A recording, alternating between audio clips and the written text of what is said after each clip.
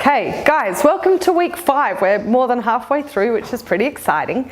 And this week we're going to be looking at layering. So like when I paint a lot of the time in my studio, I really layer my work. So I start with, I guess, like an underpainting, and I let that dry, and then I come over the top, and most of my works have heaps and heaps of layers over the top. So it's one way to approach a painting. So we're going to look at that today. We're going to start by looking at that with abstract work and just seeing how you can keep coming back to things. Sometimes I'll work on a painting and then I won't look at it for a week or a couple of days or longer, and I'll come back later and do another layer. Artworks, it's hard to know when to stop. Sometimes you can do too many layers, but it's just a really nice thing to kind of come back, and because you have fresh eyes in a week, and you'll notice things that you might not have seen previously. So I'm going to run through some exercises on layering. Also incorporated into that, we're going to do a bit of mark making, because with abstract works that works really nicely. So as I said before in the materials, I've just got some things that make marks and that I can paint over. They're almost like stencils that you find around the kitchen, and cardboard, and have a look around. Lace can work. There's lots of things that you can make marks with. But what I'm going to start with is a first layer, I guess. So for my first, I thought that fell. For my first layer, I'm going to just grab my colour wheel.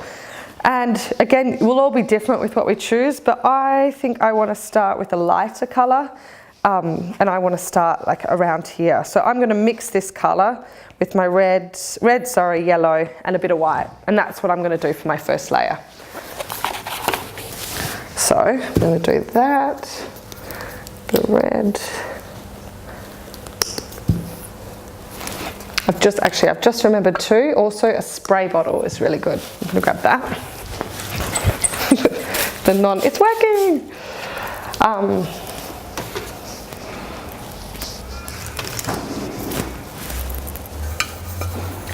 Okay.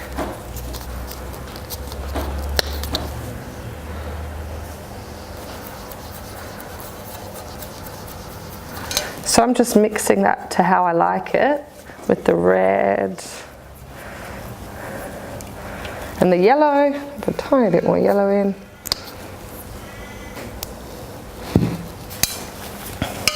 And I'm not going to be perfect with my mixing. I want to have a little bit of a colour that's got more yellow in some and more red in another. So I'm just going to leave it like that.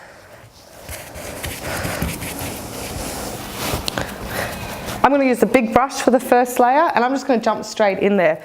I don't want to do a whole background for this personally. As you can see, I've masking taped it off, which is a nice thing to do when you're working. It just gives kind of a crisp, clear line. But I want some of that white shining through today.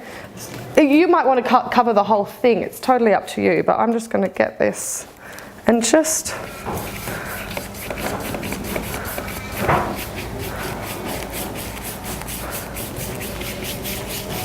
go over parts of it.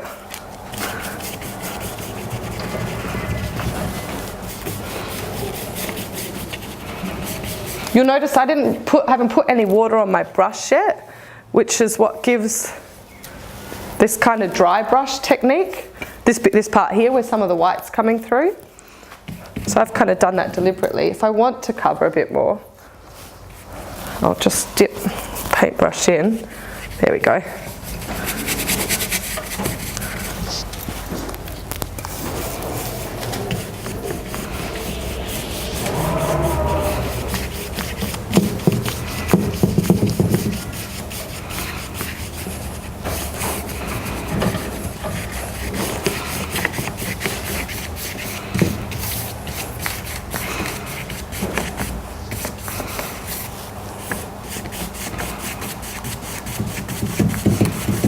Okay, I'm quite happy with that for my first layer, so I'm going to stop there, wash my brush, and you can see a little bit like what we've done earlier with the charcoal, with that dry brush and that white coming through, mixed with the heavier palette. We've already got a bit happening. We've got these kind of dark solid colours mixed with these lighter transparent colours, so it kind of is already, creating a bit of interest.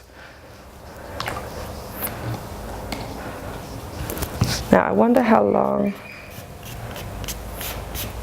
Just wondering, I might need to blast that with the hairdryer. But no, I'll mix my paint first. So I'm going to come over the top now with another colour. And you don't have to, but I'm going to come over with a green, I reckon. I'm going to use green. So, excuse me, I'm just going to quickly clean my palette. That's better. So I'm going to choose, I'm going to get a smaller brush this time, and I'm going to cover parts of this, now that it feels pretty dry, just with the green. And I'm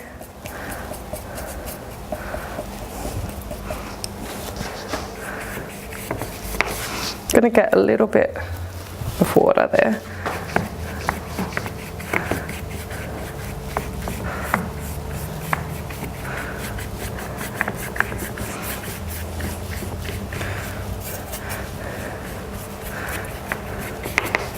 Because it's quite warm here, you do have to work fast, but even just a quick, with that over, I can then grab the end of my paintbrush.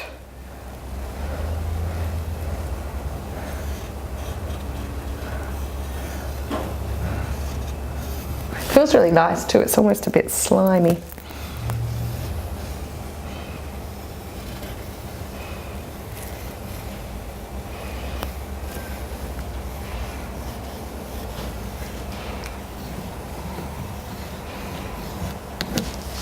And scratch back into it.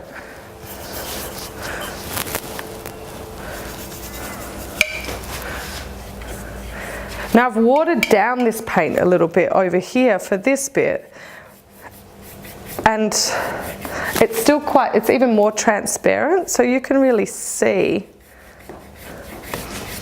those lines and that colour underneath from the purple. If I rub it, because it's got a transparency to it. When you look on some of the paint bottles, they will often say, this green is a transparent green. So some colours will give that effect more than other, but if you water something down, it definitely adds more of a transparentness to it.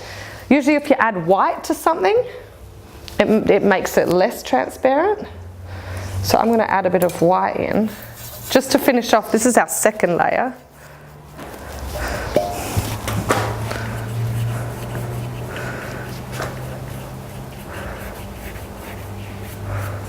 You can see that covers a lot more.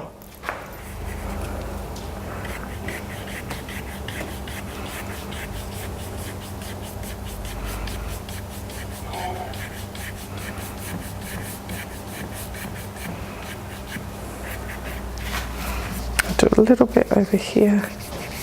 Sorry, I'm trying not to.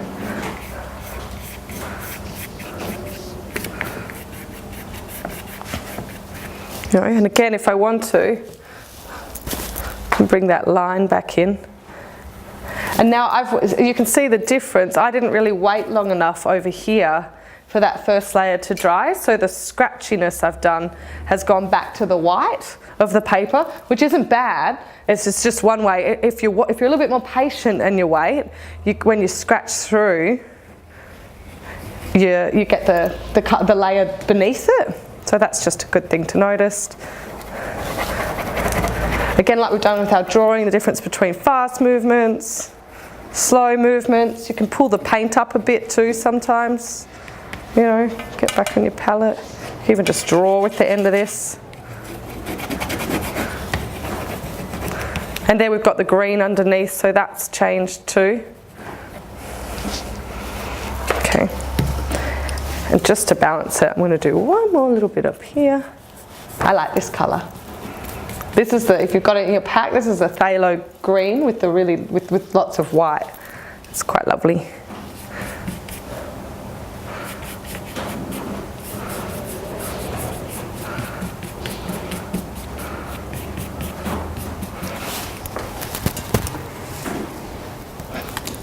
And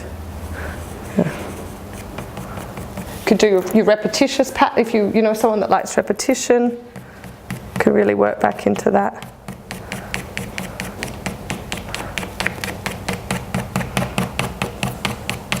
And this is a really abstract approach, but if you're doing a landscape or if you're working with something else, you know, these kind of techniques can be really helpful if you're doing water or grass or the sky. You know, you can bring these. There's also artists that work in between those spaces. I'm going to show you some references for them later.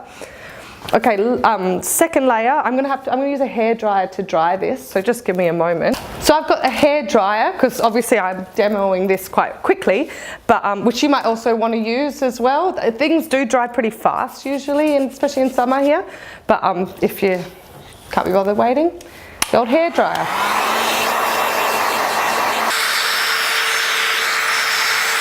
That's pretty good.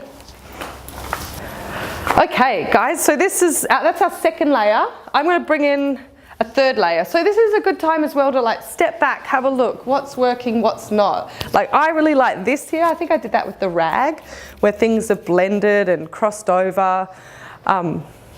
I like these colours working together. I think what I'm going to do for the next layer, I'm going to bring this colour back in again, but maybe a bit lighter. So I'm going to mix this colour with more white in it for my next one. And we'll all be different with what we like. You know, what I like might be the bit someone hates. So just have a little look at it and think, what do you want to get rid of and what do you want to keep?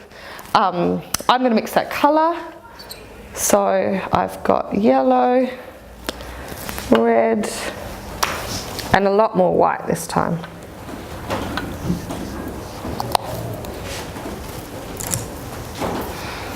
This probably might be too much. So again, when I want a lighter colour, I've probably put too much on my palette there, but bring it over.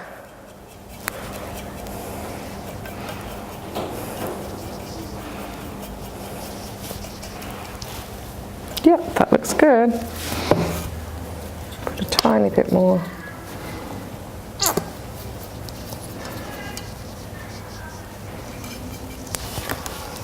And for the next layer, I'm going to use the palette knife. We haven't used the palette knife a lot yet, but it can be a really great tool for this kind of abstract painting or putting on backwards. It does often work better with a heavier body paint, and we have got a fluid paint, so it might be a little bit drippier, but you could definitely use it. It's just a matter of getting it on. And, you know.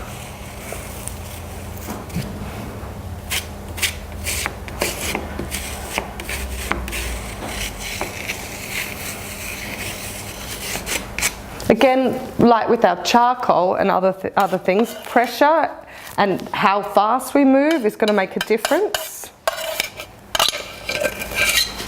Just got to stand back.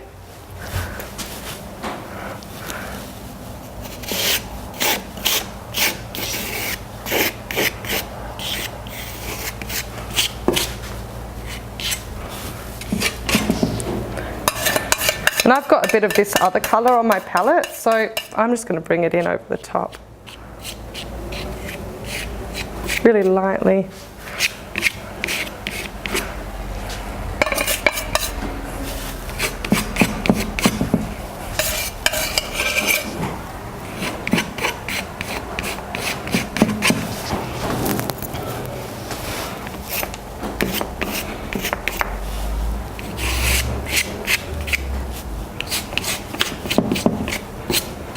Okay, I'm going to stop there, grab the hairdryer, and before I dry that, I'm just going to come in.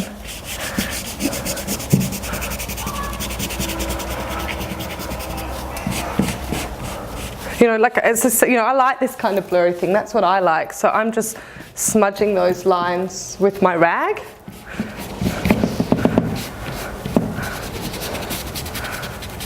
Okay.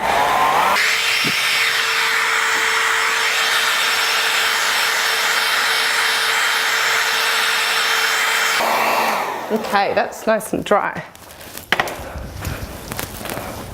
So for the next layer, I'm going to bring in some stickers. So I guess these kind of work similarly to a stencil, but in the opposite way. So Greg Barr's an artist that we're going to look at this week, because he has really, really beautiful, deep paintings that he paints, quite really abstract, but it's got a lot of colour mixing in it and a lot of layers, and he often uses stickers that he'll either put on and then paint over, and then reveal. You get to reveal lovely bits underneath. So, and your stickers can be different shapes, or you know, it can be masking tape. Masking tape's really good as well to make lines and things on. But for today, I'm going to go with the circle. If I can open it. Because afterwards I probably will also use this too. So using similar things repeated in different sizes can also look really nice. So I'm just going to stick some stickers on.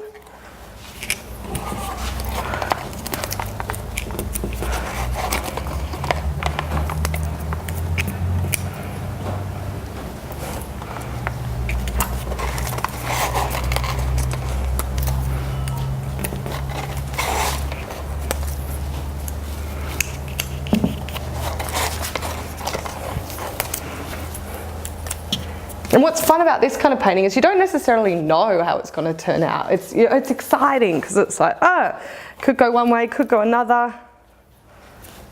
I'll do a little bit there. Okay. So what I think I'm going to do, I feel like I want more of this colour in my painting now that I'm looking at it. So I'm going to bring in some of this green, but I'm going to mix that green with more yellow as we get up here. So I'm going to bring some, so it's going to kind of change. That's what I want to do over the top of these. So I grab my green straight from the tube, which is what this one was. And then over here, I'm going to have another bit of green, which has a bit more yellow in it. And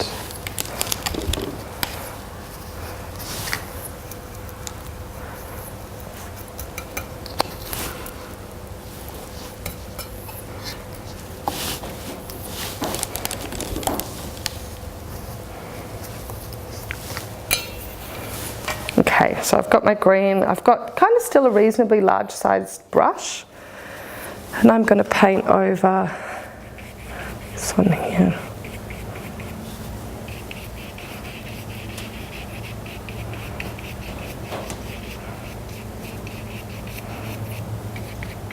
And again, as I said, this green is transparent, so you can still see parts of the brush strokes that I put on earlier.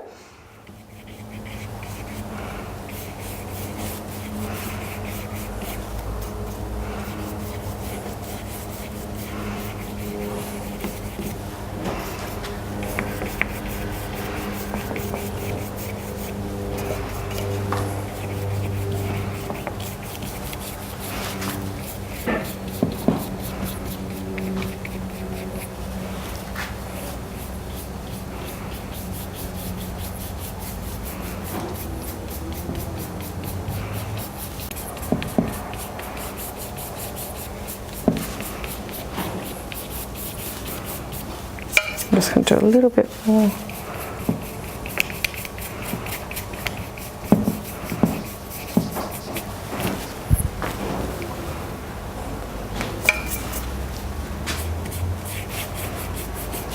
Just going to come over with my rag and start pulling back some of that paint too, which rags are really good for.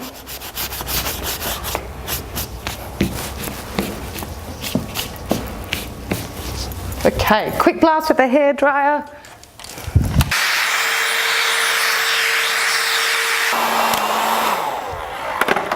Okay, so now this is dry, so now I can peel off the stickers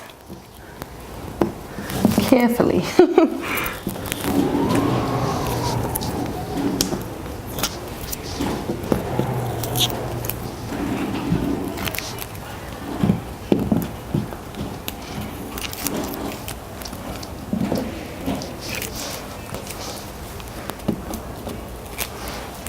You know, it's just a really nice way to be able to see, you know, those layers that are happening. So I feel like this painting is getting kind of close to its ending now. Usually when I do work like this, as I said, step back, have a look. I think I might, just because I said it earlier, bring in, if it works, we'll give it a whirl, some larger circles, because repetition in painting is really nice. We've got these happening. I want to see what happens if I just get some larger circles. So I'm going to paint a little bit of paint around the edge here and see if I can create like a This is like a spongy kind of thing. So I'm going to do that, and I'm going to bring in a little bit of yellow, I reckon.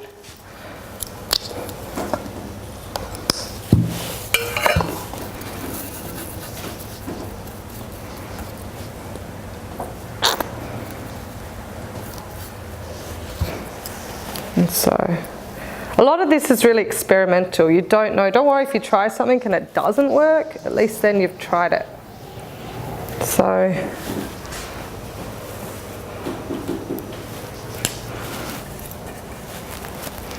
I don't know where to put it.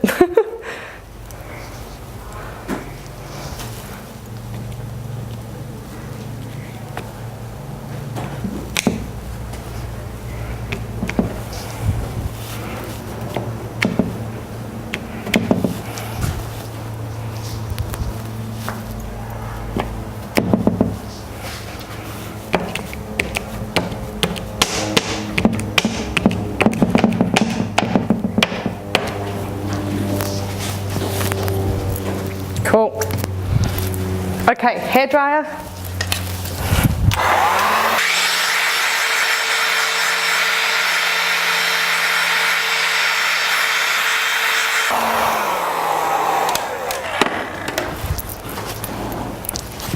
Okay. So I feel like this is almost finished. Usually these are all these beautiful kind of like happy accidents, I guess, that happen in painting, that you just kind of jump in, give it a go, see what happens. What I like to do sometimes for my last layer, and you don't have to do this, sometimes this can ruin a work, so it's a fine balance, but I like to bring in a little bit more thought about lines. So now that I look at this work, I really want a little bit more of this greeny light colour coming in, so I'm going to mix a tiny bit of that, and I'm going to get a finer brush this time. Almost looks blue. Get a different brush than that one.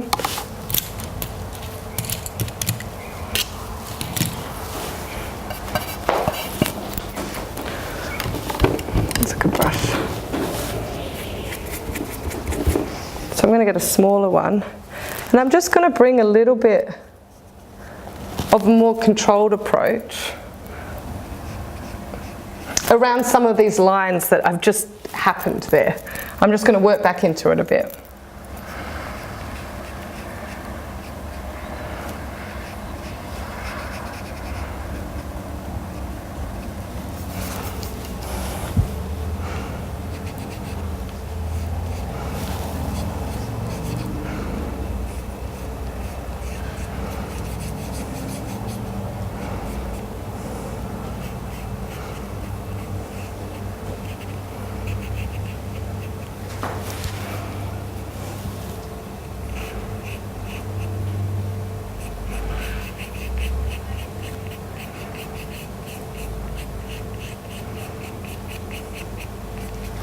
And I'm just going to get the end of that.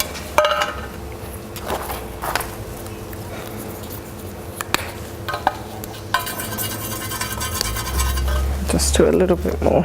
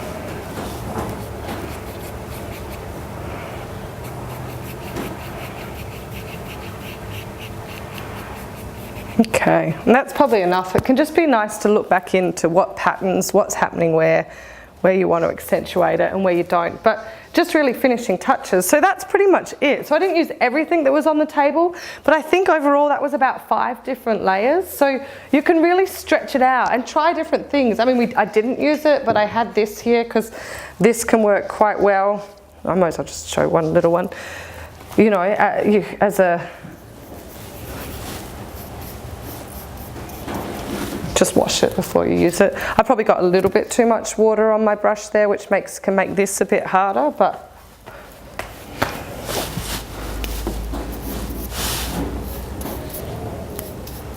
you know, that can work as another pattern to paint in. So there's heaps you can do. It's really about just having fun and jumping in.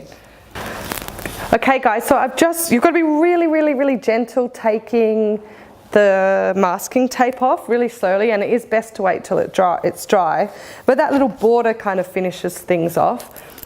And so I probably will have another look at this without the camera and we might work back into it a little bit, bring the colours forward that I like. Also, so it's really nice to just approach a work like this. It's really playful. You don't know where it's going to go. You don't know what it's going to look like. But what I find as an artist really handy is sometimes if I don't know where to start, I'll just start like this. But then I can turn this into something. I mean, this could be a first layer for water in a painting if you want to sit a bit more abstractly. You know, you can still paint over some of it, but you can really work with it. You know, there's a lot there to work with. Or you might bring in one of your drawings, you know, in charcoal over the top. The last couple of weeks of these sessions, we're going to be looking at that. You know, this could be a world that someone stepped into, and you can make it your own by bringing other things into it. So it is just, it's a really nice place to start. And again, just masking off those edges keeps things a little bit neat.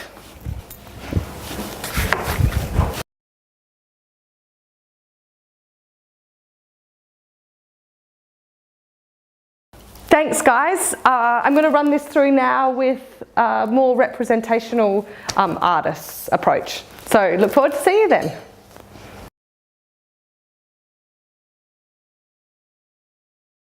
Week 6, we're looking at brush strokes. So I'm just going to go through our materials. You need as many flat brushes as you've got. They're the ones that look like this. There should be a few in your packets. You need all your paints, your colour wheel to look off, a plate or your palette, water to wash your brushes, a rag, and if you are working from life, bring in a still life to work from.